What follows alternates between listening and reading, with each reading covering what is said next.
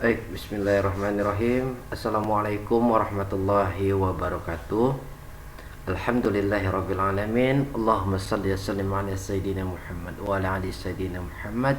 Rabbi shrah li sadri wa yassir li amri wahlul 'uqdatam min lisani yaqra'u qawli.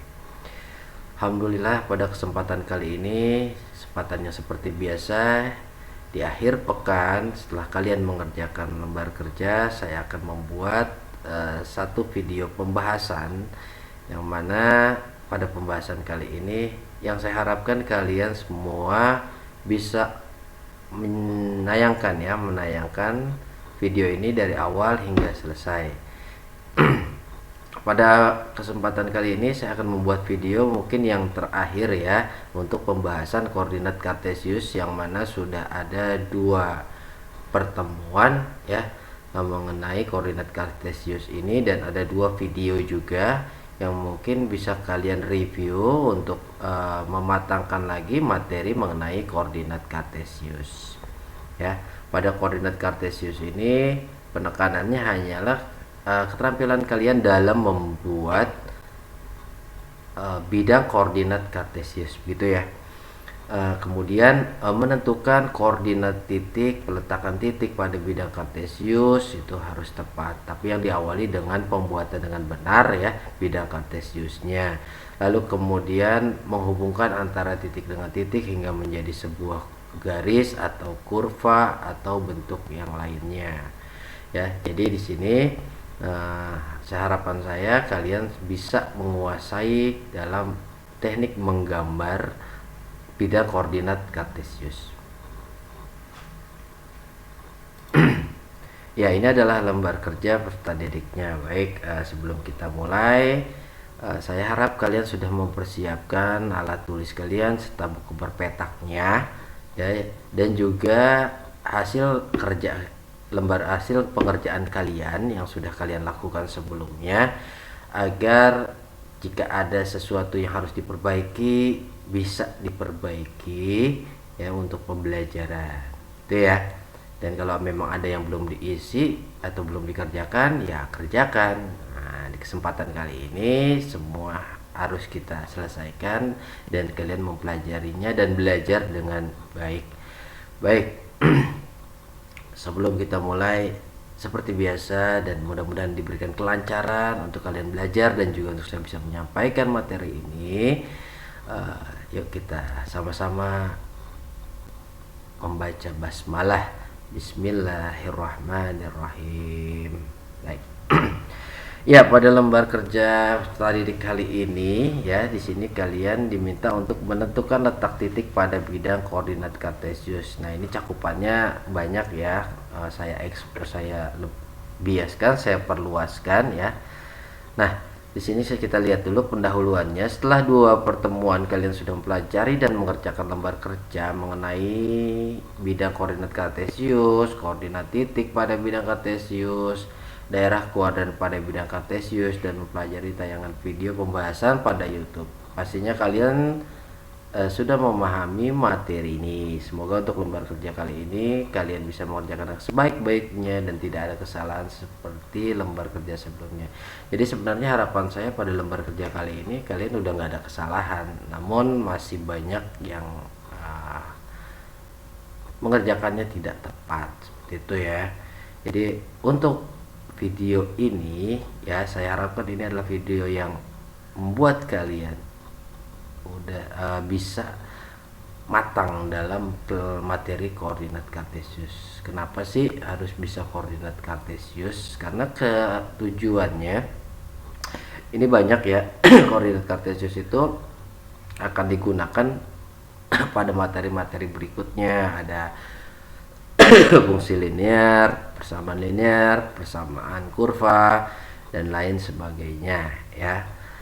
Baik, kita lihat lembar kerjanya. Nah, pada lembar kerja pertama di sini biasanya saya minta kalian menentukan titik koordinat. Nah, namun pada lembar kerja 1 kali ini kalian diminta untuk menyajikan titik koordinat yang koordinat titiknya sudah diketahui dan kalian menyajikan dalam bidang kartesius. Jadi pertama kalian harus bisa membuat bidang kartesius dengan benar, dengan sesuai dengan aturan ya.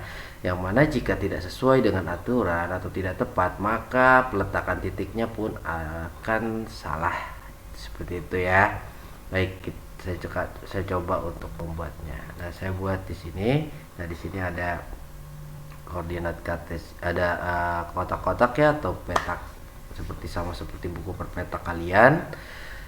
Nah, kita akan membuat titik kartesius, bidang kartesiusnya yang terdiri dari garis-garis kartesius sumbu X sebagai absis dan sumbu Y sebagai ordinat. Itu ya bahasa yang harus kalian ketahui. Baik, langsung dibuat. Nah, ingat ya, walaupun kalian menulisnya hampir saya lihat hasil pengerjaannya tidak muat gitu ya, numpuk gitu, tapi nggak masalah, sesuai dengan aturan.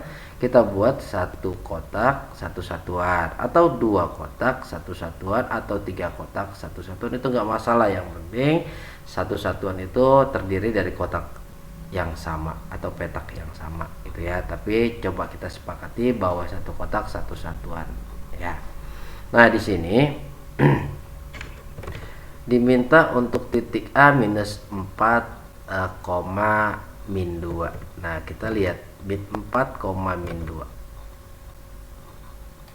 Nah, min 4, min 2 itu mengartikan bahwa absisnya atau sumbu X berada pada negatif 4. Berarti dia ada di posisi ini ya. Nah, kemudian ordinatnya atau sumbu Y ada di negatif 2. Berarti kalau kita lihat dari ininya, nah di sini negatif 2 ya, negatif 2 dari bawah, maka negatif 4, min 2, negatif 2 ada di sini. Artinya kalau kita telusuri dengan kedudukannya, dia kedudukannya terhadap titik 0, bahwa dia ke kiri 4 satuan dan ke bawah 2 satuan. Kalau kiri negatif kan, kalau ke bawah juga negatif, artinya dia bernilai minus 2, minus 4, minus 2. Oke, saya akan tampilkan. Oke, short result. Ininya gimana ya? Oke.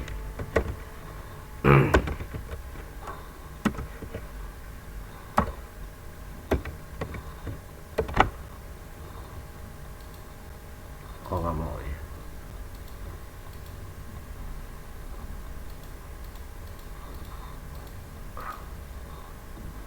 Oke.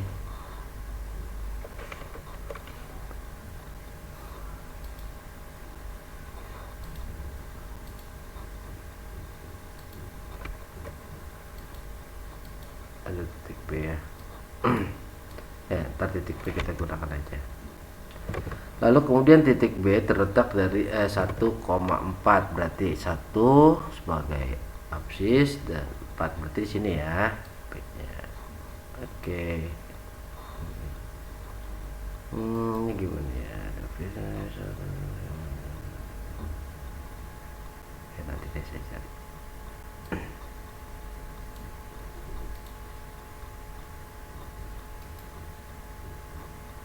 Lalu kemudian titik C nya diminta di 3,0.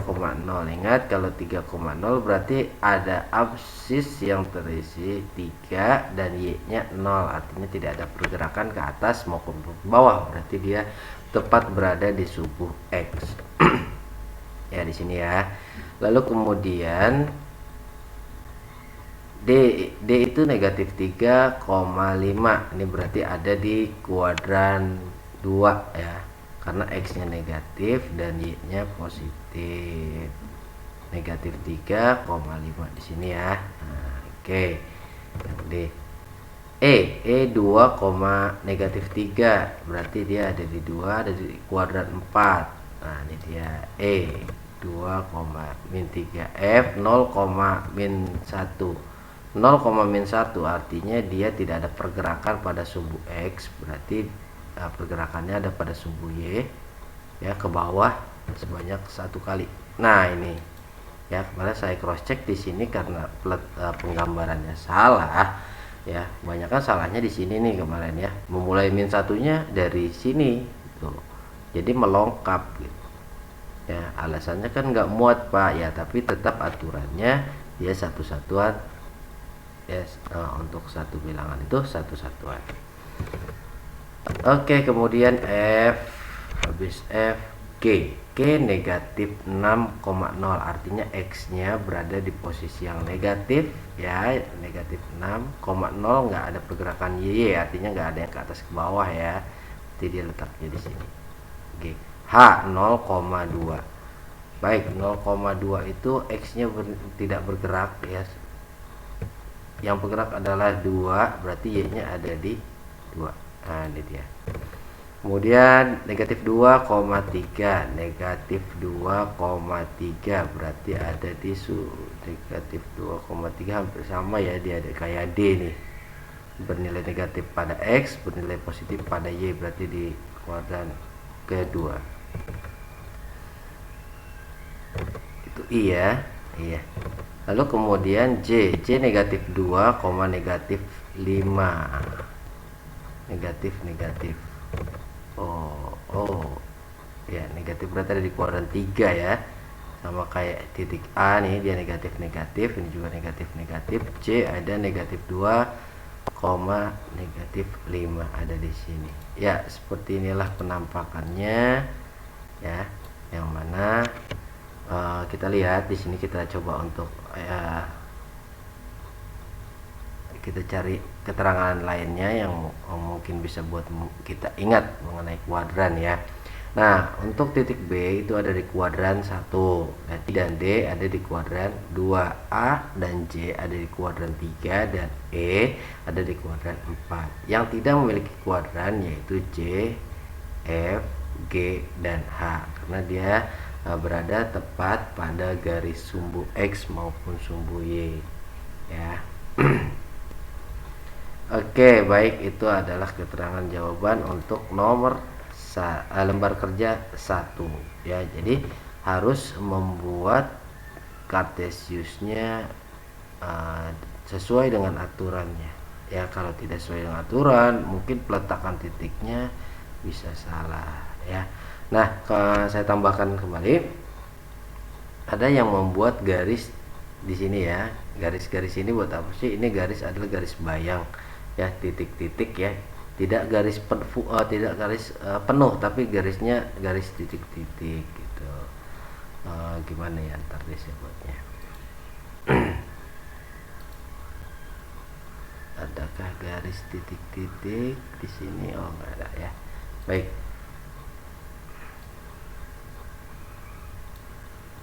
Ya, jadi seperti ini. Jadi kalau kalian mau membuat garis di sini, hanya garis bayang ya, yang mengarahkan dia dari sumbu ya.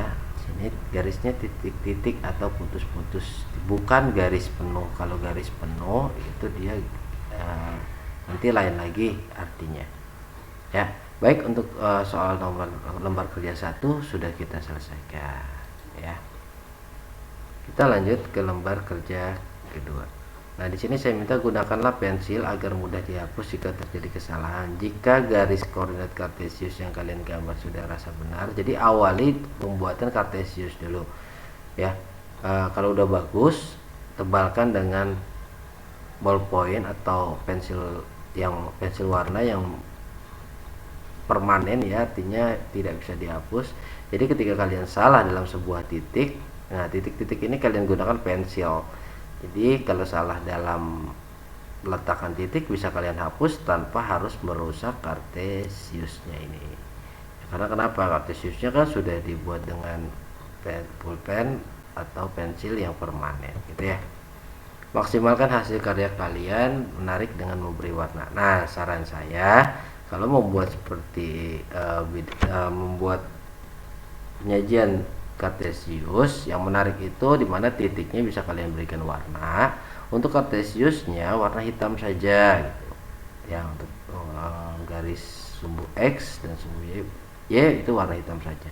Dan kalau diminta garis seperti lembar kerja kedua nanti, boleh kalian kasih warna. Baik ya. lembar kerja kedua. Nah, ini saya katakan ini singkat ya. Baik, lembar kerja kedua masih diminta untuk membuat diagram atau bidang kartesius. Saya ulang dari awal. Oke, saya ambil berpetaknya.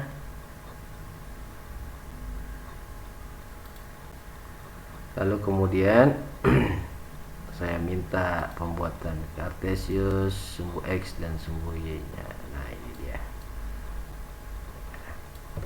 Baik, di sini pada lembar kerja kedua kali ini kalian diminta untuk membuat bidang koordinat kartesius untuk meletakkan titik-titik ya, sama seperti lembar kerja pertama ya. Titik A negatif 6,4, kita cari titik A negatif 6, berarti di sini komanya 4 di sini ya. Oke, ini titik A pun deh nggak kelihatan ya, so level.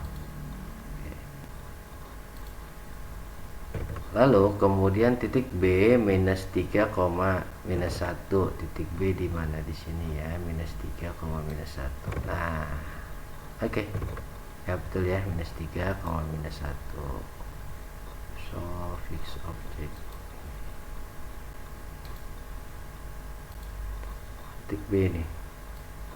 Lalu kemudian titik C. C 3,2 itu di kuadran 1. Oke, ini dia 3,2 nya ya. Ini ada kenapa nih ya. Kemudian 3, min 2. Tuh 3, min 2 dia adanya di bawah sini. Titik D. Ya, nah ini 3,2, min 2 bisa kalian lihat dia ya segaris vertikal nih. Kemudian 5,3 di sini ya. Nah, itu titik E. Enggak sih, titik E.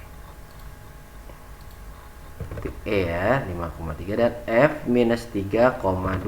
F minus 3,2 di sini ya. F.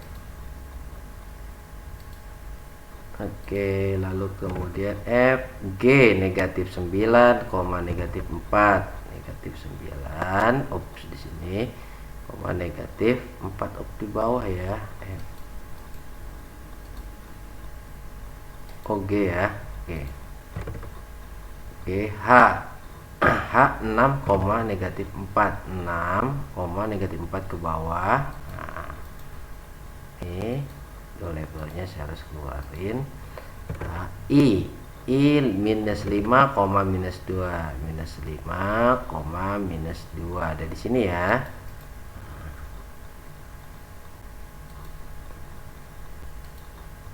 Oke, lalu kemudian 9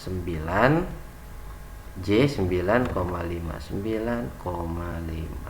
di sini.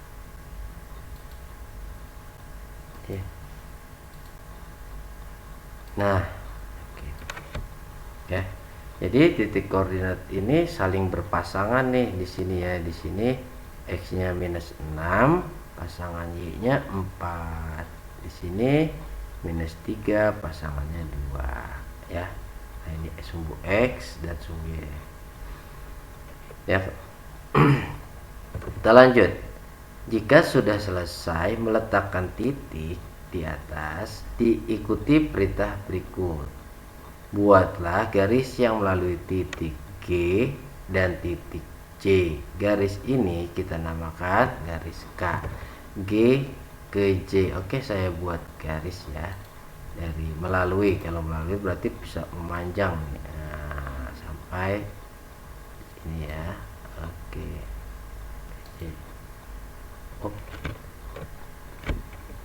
Tuh bisa panjang dia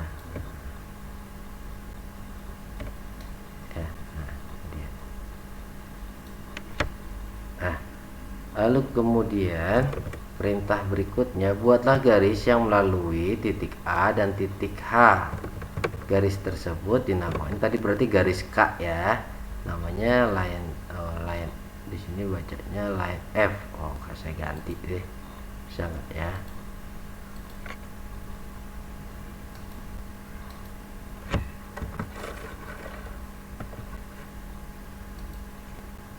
Oke, ini line K ya, garis K. Baik. Oke. Lalu kemudian buatlah garis yang melalui titik AH. Garis tersebut memang garis L. Oke, saya buat lagi garisnya dari titik A hingga H. Baik, ini dia garis kita. Nah, ya. Jadi oh iya, untuk peletakan titik jangan sembarangan ya. Misalkan taruh di tengah sini, dia ada di pertemuan garis-garis yang petakan itu. Nah, nih ya. Nah, seperti inilah gambar yang dimaksud. Oke, saya mau kasih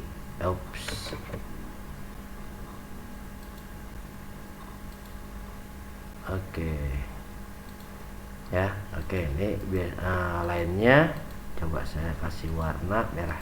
Oke, dan ini lainnya warna biru. Baik, nah ini seperti ini line K, ini line L. Oke, saya ganti L. Good, sip, udah ya, terbaca line L dan line K, garis L dan garis K. Nah, sudah jadi nih gambarnya, menarik kan? Warnanya ada warna merah. Nah, ini saya ganti deh biar seru, warna biru hijau.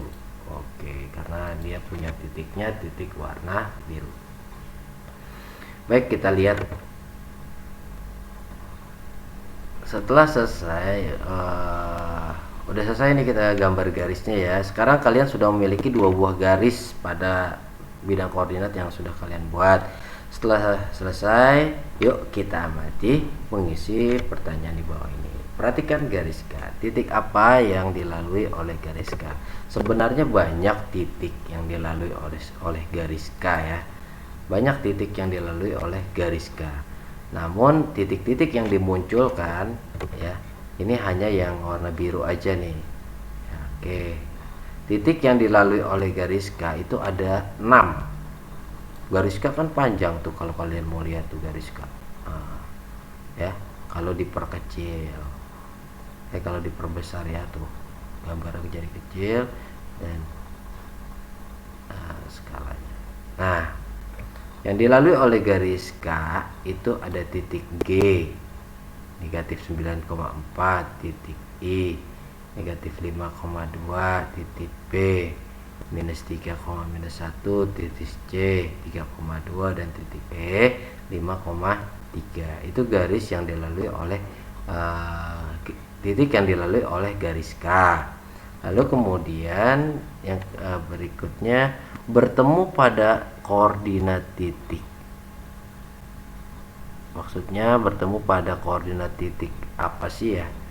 Koordinat titik apakah garis K pada sumbu X?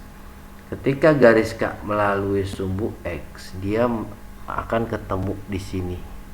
Nah, ya, saya nggak apa-apa deh ya. Nah, kalau kita buat titik di sini, ini pertemuannya di sini ya, maka titik tersebut adalah negatif 1,0 ya. Titik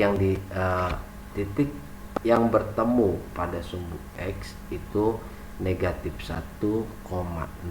Nah ya, jadi ya bahasanya nih harus kalian pahami nih. Garis K ya bertemu pada sumbu X atau memotong sumbu X pada titik koordinat berapa, yaitu titik koordinat negatif 1,0. Nah gitu ya. Nah itu mengenai garis K. Sebenarnya banyak titik-titik yang bisa dibuat tuh ya di sini. Boleh gak sih bikin titik di sini? Boleh, tapi dia kontur kayak gitu ya, 6,4, 3,7. Nah kita ambil yang bulat aja di sini ya, 7,4. Jadi peletakan titiknya kalau usahakan selalu tepat di perpotongan garis bayang buku perpeta kalian ya.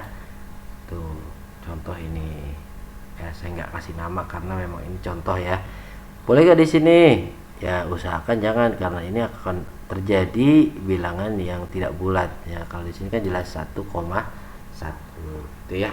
Nah, untuk perbaikan tuh kalian membuat titik tuh tepat di sini, di sini, di sini itu ya. Yang penting jangan di sini gitu ya. Bingung saya juga.